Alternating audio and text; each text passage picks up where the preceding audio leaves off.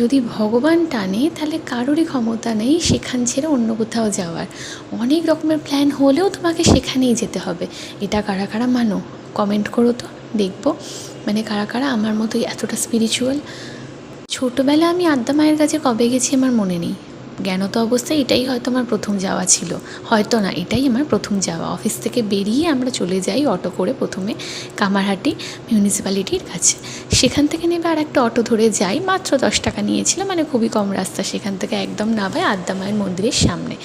প্রথমেই জুতো খুলে সিঁড়ি দিয়ে উঠে মহিলা আর পুরুষ বিভাগ ভাগ করা আছে। প্রথমে মহিলাদের বিভাগে আমরা দাঁড়িয়ে পড়েছিলাম আরতি দর্শনের জন্য।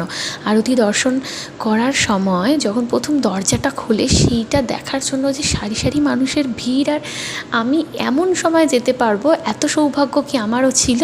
ওই যে ভগবান যদি চায় তাহলে তোমায় আসতেই হবে, এই রকমভাবে আমি সাইড দিয়ে জুম করেছিল ভিডিওটা নেওয়ার জন্য। কিন্তু সামনাসামনি যেখান থেকে আমরা মানে দর্শনটা করেছিলাম সেটার কোনো ভিডিও করতে পারিনি। কেমন লাগলো জানিও।